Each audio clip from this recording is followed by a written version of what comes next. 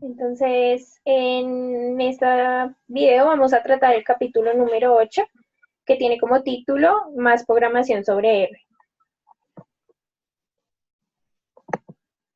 Entonces, pues inicia diciendo que en el capítulo número 1 pues ya se había tratado como cosas superficiales sobre la programación en R. Entonces, se va a empezar como a profundizar mucho más dentro de lo que es ya en sí el código dentro de R para hacer operaciones matemáticas o otras similares. Entonces, lo primero que muestran son las expresiones aritméticas. Las expresiones aritméticas son operaciones que implican números y consisten en operadores unitarios como más y menos. Luego están las operaciones infix para la suma, resta, multiplicación y división. Entonces, ahí en la diapositiva se observa pues cada uno de los símbolos que se utilizan. Entonces, dice que también hay operaciones para potencia. Entonces, para calcular X y Y se pueden utilizar cualquiera de estos dos operadores. En estos dos ejemplos, X y Y pueden ser números o variables que se refieran a números, o pueden ser otras expresiones que evalúen números.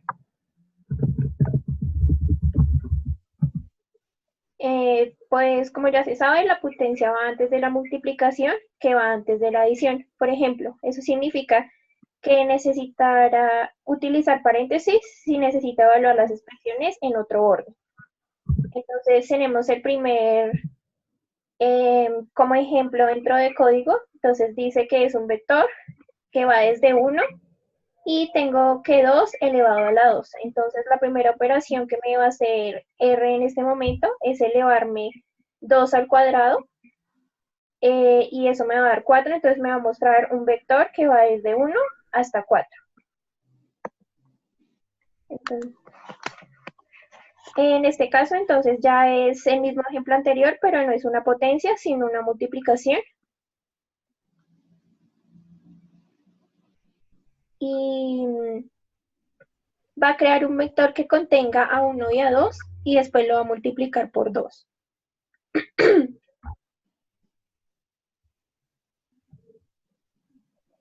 Pues en este momento ya vamos a observar qué pasa cuando utilizamos un signo menos. Entonces, si yo coloco un signo menos sin un paréntesis, entonces me va a evaluar un vector desde menos 1 hasta 2. Y si coloco el menos y el vector que quiero hallar dentro de paréntesis, me va a dar ese vector multiplicado por menos 1.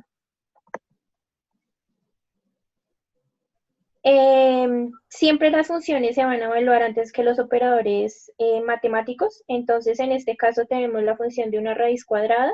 Entonces, primero me va a evaluar esa función y es la raíz cuadrada de 4, entonces el resultado va a ser 2 y me va a mostrar el vector desde 1 hasta 2. Luego vienen las expresiones booleanas. Para los valores booleanos, los que son falsos o verdaderos, también tienen operadores lógicos. El operador es el signo de admiración, es para negar un valor. Entonces, como se ve en el ejemplo, entonces coloco este operador junto con la palabra true y pues como ese operador lo que hace es negar el valor que yo le coloque, me va a colocar false como resultado. Luego vienen otros operadores lógicos que tiene R, como son la barrita y la doble barrita, que lo que hacen es eh, mostrar el valor verdadero dentro de lo que yo estoy haciendo. Entonces, pues en el primer caso, obviamente me muestra true, y en el segundo caso, pues el único valor que puede tomar como verdadero, pues va a ser false, porque ambas de las opciones que le estoy dando son esas. Entonces, también en R existen varios tipos de datos básicos.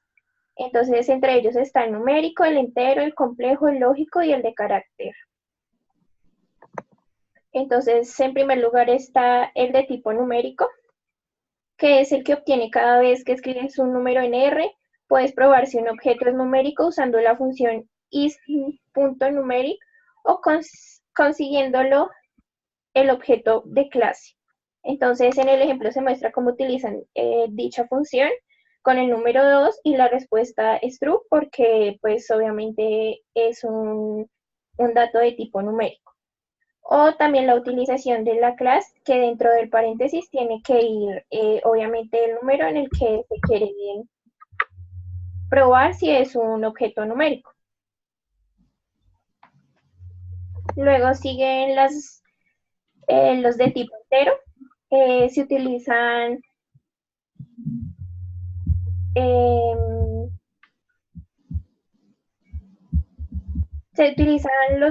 nuevamente los números, pero entonces dentro del lenguaje de R, 2 no es un número entero. En un tipo numérico, que es el tipo más grande que contiene todos los números de punto flotante, así como enteros. Entonces, para obtener un entero hay que hacer que el valor sea explícitamente un entero. Y lo puede hacer usando la función asInter o escribiendo L después del literal. Entonces, acá se muestra que quieren probar si el 2 es un número entero, pero escriben la función que mencioné anteriormente y les dice obviamente false porque dentro del código de R, 2 no es un número entero. Y utilizan de igual manera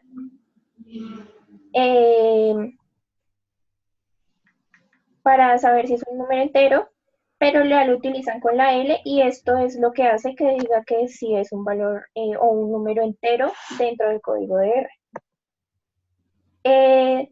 ¿Se traduce un entero o no? Solo obteniendo la parte entera. Entonces, por ejemplo, si yo coloco un número decimal dentro de la función para probar si el número si es o no entero, entonces la respuesta que me va a arrojar va a ser únicamente la parte entera del número que estoy colocando dentro del paréntesis. Están las variables de tipo complejos. Si alguna vez se necesitan con números complejos en R, se tienen los siguientes como indicaciones. Los contribuyentes agregados a un número imaginario, un número seguido de i o cualquier número o explícitamente usado la función como complejo. El número imaginario debe ser 0 o 0i que crea una función compleja que solo tiene parte real distinta a 0. Entonces, aquí lo podemos observar dentro de las diapositivas. Entonces, utilizan únicamente el número seguido de i o utilizan ya la función para un número complejo. Entonces, colocan la función y dentro del paréntesis colocan el número complejo y la función obviamente les arroja que es verdadero. Igualmente se puede utilizar la función class y esta función lo que hace es arrojarte el tipo de dato que tienes dentro del paréntesis. Están las de tipo lógico. Los valores lógicos son los que obtienes si escribes explícitamente true o false, pero también es lo que se obtiene si haces, por ejemplo, una comparación. Entonces, en la diapositiva se observa que hacemos la comparación entre, o sea, estamos diciendo que 5 es mayor que 4, entonces, al momento que yo creo eso como un vector o una función, y hago que R la evalúe, me va a decir que es verdadero porque si 5 es mayor que 4. Entonces, al momento que yo le pido a la función class que me identifique qué tipo de dato es X, me dice que es una función lógica, ya que estoy realizando una comparación. Por último están los de tipo de carácter. Entonces, son los que obtienes cuando escribes una cadena. Por ejemplo, hola mundo. Entonces, nuevamente lo asigno a un vector y lo llamo con la función class para que me diga qué tipo de dato es. Me arroja que es un dato de carácter y eso ya sería todo por los tipos de datos en R. Bueno, ahora vamos a seguir con las estructuras de datos que existen en R. Entonces, generalmente existen tres estructuras de datos en R. Primero son los vectores, segundo son las matrices y por último son las listas. Entonces, los vectores son un tipo de estructura de datos en R, los cuales son los más usados, ya que siempre que agregamos un dato a R, R lo está tomando por defecto como un vector. Por ejemplo, si ingresamos un solo valor, nos va a tomar como un vector de longitud 1. Los vectores son conocidos en R como secuencias atómicas, ya que son como el origen de todo. Entonces, se definen de la siguiente manera. Se puede usar la función C, la función concatenar, que es C, y entre paréntesis, los valores que le queremos dar al vector B, en este caso. Entonces, como acá vemos, se generó la función B. De igual manera, se puede utilizar la función ret, la cual significa que este carácter que estamos ingresando, que es foo, lo vamos a repetir 3 veces.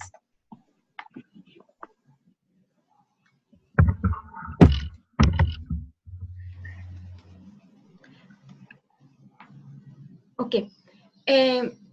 Bueno, primero, para determinar si un objeto de un vector, si un objeto es un vector o no, se puede utilizar dos funciones, la función isAtomic o isVector. Si la función isVector se puede obtener, un objeto puede ser un vector, pero esta función nos puede dar false. Eso se debe a que el objeto tiene algún tipo de atributo. De igual manera, no todos los elementos que componen un vector deben ser del mismo tipo. Bueno, una matriz es un vector de 2 dimensiones. Entonces, para definir una matriz, primero vamos a determinar el vector B, el cual va a ser un vector de los números de 1 a 6. De igual manera, ahora vamos a determinar la dimensión que va a tener nuestro vector. Entonces, para eso vamos a utilizar la función dim. Entre paréntesis colocamos el símbolo del vector y vamos a utilizar la función concatenar. La función concatenar, en su primer atributo, nos va a decir el número de filas que va a tener nuestra nueva matriz. Y como segundo atributo nos va a dar el número de columnas. Entonces, acá cuando imprimimos, le decimos a R que deseamos imprimir el valor de B, nos va a imprimir una matriz con 3 columnas y 2 filas, la cual va a contener los números de 1 a 6. De igual manera, para crear una matriz también se puede utilizar la función matrix. Entonces, matrix, como primer atributo, va a pedir cuál es el valor de los datos que se van a almacenar en la matriz. Como segundo, nos va a pedir el número de filas que deseamos en la matriz y como tercer atributo nos va a pedir el número de columnas. De igual manera, el atributo byRow igual a false, determina la forma en la cual se van a llenar los números. En caso de que coloquemos que byRow igual a false, eso significa que los números se van a llenar por las columnas. Entonces, primero se va a llenar la primera columna, luego la segunda y por último la tercera. Acá, en el segundo ejemplo, vamos a decir que byRow va a ser igual a true. Entonces, los datos se van a llenar por filas. Entonces, primero se va a llenar la primera fila, 1, 2 y 3, y luego la segunda con los resto de números.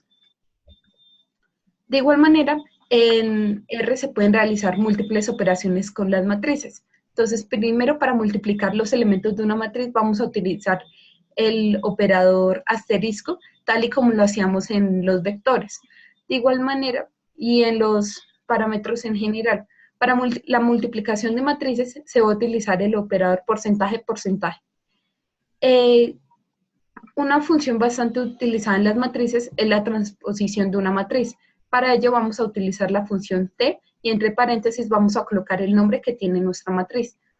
De igual manera, para invertir una matriz vamos a utilizar la función sol, la cual va a recibir como argumento el nombre de la matriz a invertir. Las listas son estructuras de datos muy similares a los vectores. Una de sus principales diferencias es que las listas admiten que sus diferentes elementos tengan a la vez diferentes tipos, sean de diferente tipo. Entonces, en los vectores, uno puede crear un vectores de caracteres, o puede un vector que todos sus elementos sean del tipo numérico, mientras que en las listas uno puede tener un dato del tipo numérico y uno del tipo carácter y uno del tipo booleano. Entonces, como en el ejemplo que se muestra en la parte inferior. Entonces acá, esa list, vamos a decir que la primera parte de la lista sean los números del 1 al 3 y que la segunda sea una lista de valores booleanos, true y false. De igual manera, una lista puede contener otras listas y así se crea un árbol de probabilidad.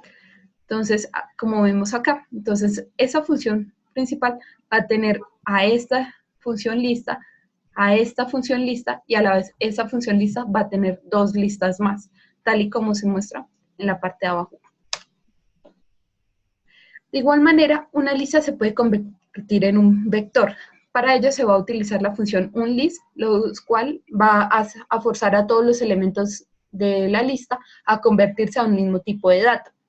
Entonces acá vamos a decir que B va a ser el vector, el cual se va a convertir nuestra lista con los datos con los valores de 1 a 4 y de 5 a 7. Al crear el vector B, vemos que de una vez todos se agrupan en un mismo tipo de dato. Ahora, al verificar con la función isAtomic si es efectivamente nuestro variable B es un vector, nos dice que efectivamente lo es.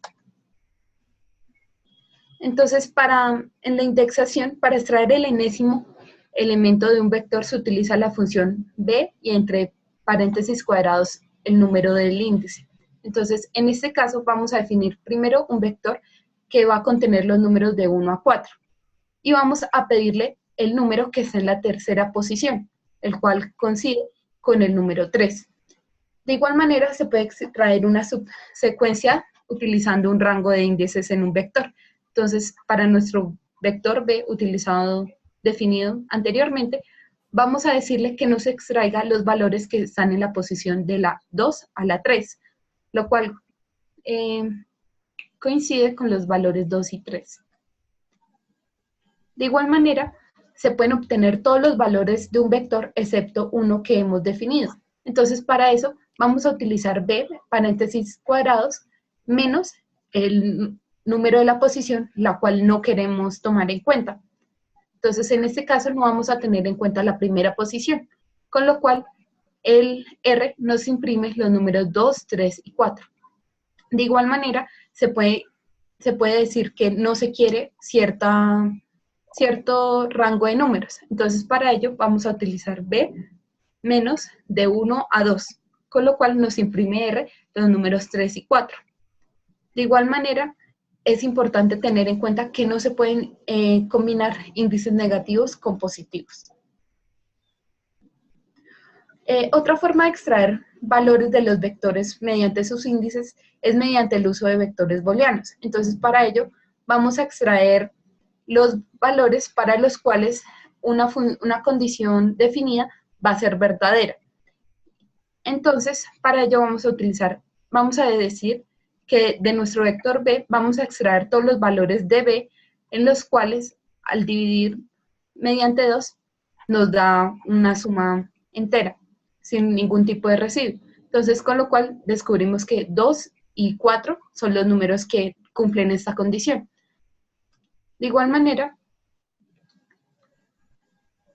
aquí podemos darnos cuenta que también podemos decir que en las posiciones en las cuales se cumpla esa condición, asignarles un número o un valor.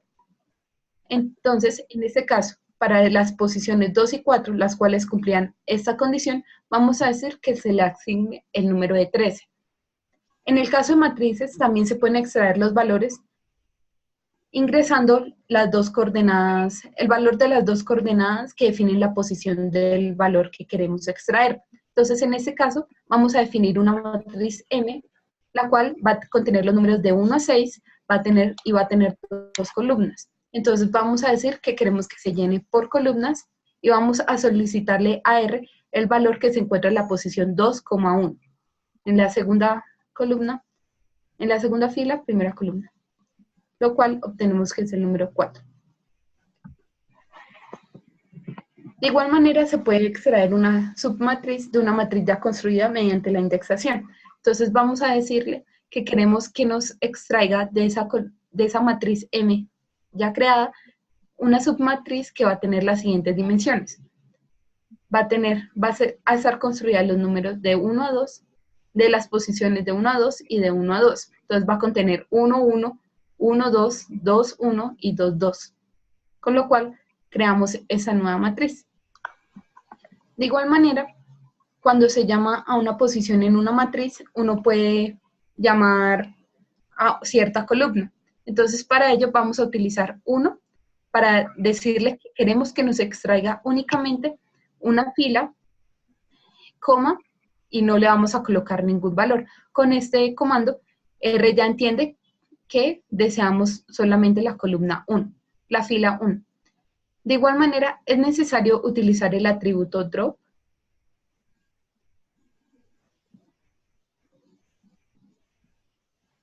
para decirle que queremos una matriz y no un vector.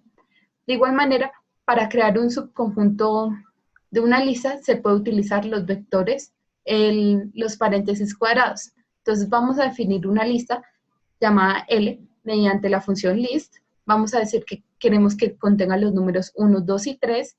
Y ahora vamos a decirle que queremos conocer un subconjunto de esa lista L, la cual va a estar de los números de 2 a 3. Y efectivamente acá nos la genera. Si se desea obtener el elemento actual de una lista, se puede utilizar el operador 2 paréntesis cuadrados.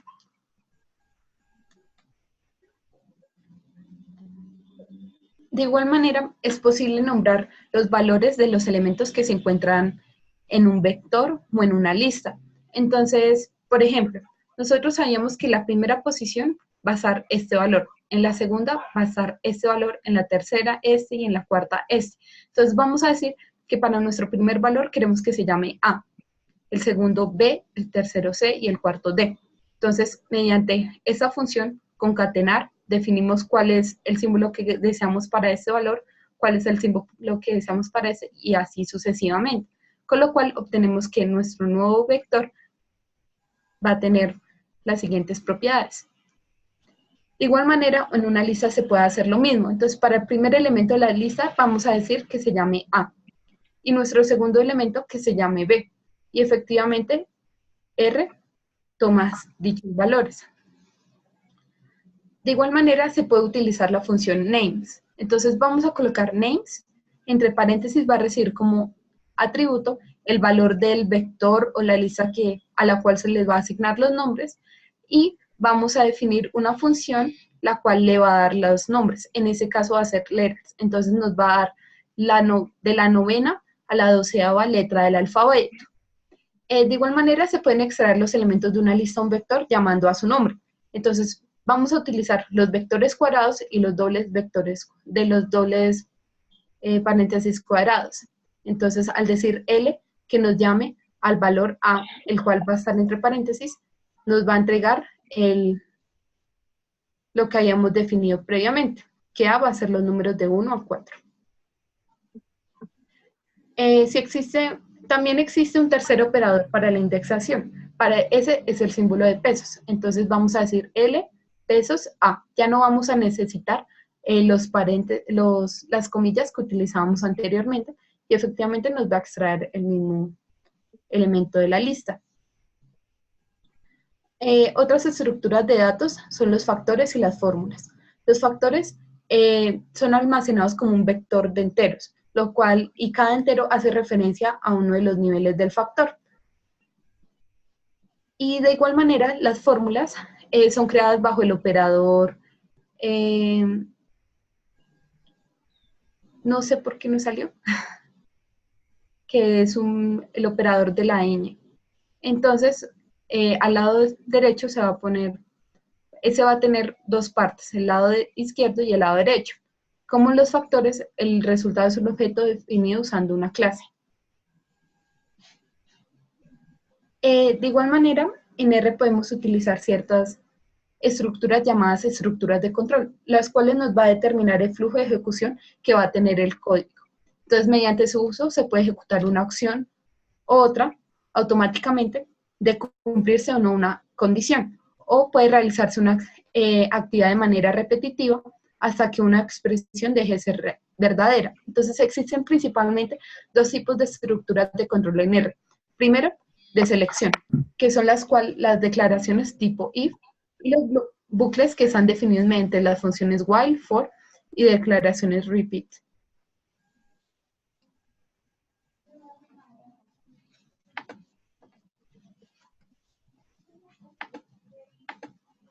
Eso es mío. Bueno, entonces las declaraciones de selección, las primeras declaraciones de selección son if. Si es verdadera la expresión, se ejecuta una acción, entonces colocamos if, una expresión que va a dar como origen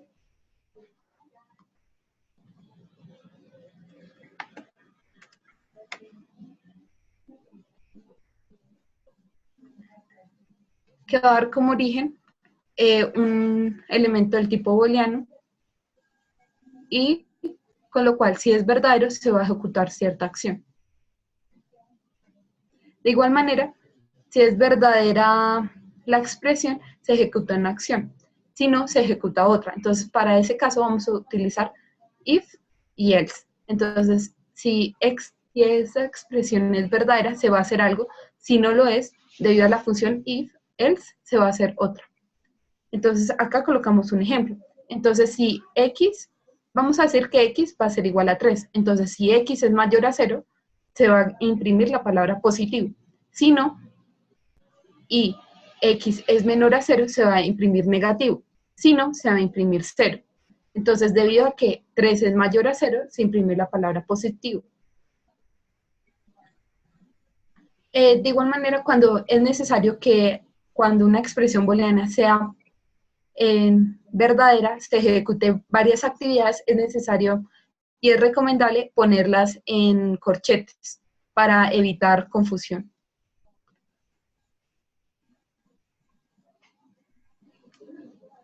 Bueno, el siguiente subtema son funciones. Las funciones están definidas como se ve en el primer renglón de la diapositiva. Y bueno, el nombre puede ser cualquier nombre de variable y los argumentos son formales para la función. Bueno, el ejemplo que muestran en el libro es que la función imprimirá una instrucción y devolverá pues el 5 porque es lo que se tiene en el lenguaje. Bueno, momentito. Niñas, ¿sí están viendo mi pantalla? Sí, no. ¿De quién es eso, de Carol? Sí, únicamente Caro, la de Caro. Bueno, los argumentos nombrados son el orden que se le deben dar a las variables para la función. Entonces el 6 se toma como X y el 2 como Y.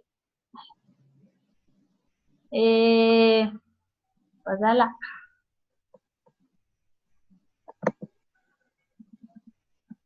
Bueno, también dice que puede ser difícil recordar el orden, por lo que hay una forma alternativa que pues son los argumentos con nombre. Esto significa que pues uno haga explícito qué parámetros se le debe dar a la variable. Entonces, no importa el orden con tal de que uno especifique que X es igual a 6 y que Y es igual a 2. También es importante resaltar que no se debe confundir el igual con el menor que guioncito para darle el nombre a la función, porque es probable que se confunda el programa y no ejecute lo que uno quiere hacer.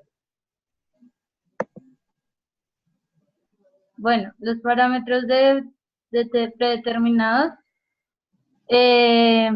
pues le dan un valor fijo a una de las variables. Por ejemplo, ahí se muestra que la potencia de 2 pues al y ser igual a 2 sería 4 y pues así se va ejecutando con cada uno de los vectores que uno introduzca al programa. También, pues el siguiente tema son los valores de retorno, que siempre aclara que se ejecuta es la última instrucción de la secuencia. Entonces, por ejemplo, a través de la función, se llega al mismo procedimiento anterior, en donde pues se saca la potencia y pues se aclara que es el último renglón el que se va a ejecutar. Bueno, también se puede hacer el valor de retorno con la función return y el valor que se devuelve tiene que estar escrito entre paréntesis.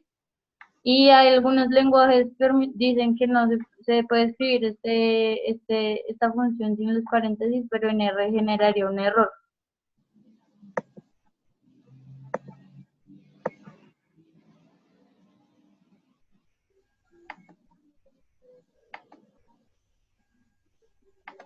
¿Y el resto de las diapositivas? No hay más, Ahí está el resto. pues no están acá. Ah, Queda un ¿Qué? minuto. Creo ¿Qué? que ya. Queda menos de un minuto, dice que se va a acabar la reunión, porque queda menos de un minuto. Pues entonces vamos así. Sí. Toca editarlo.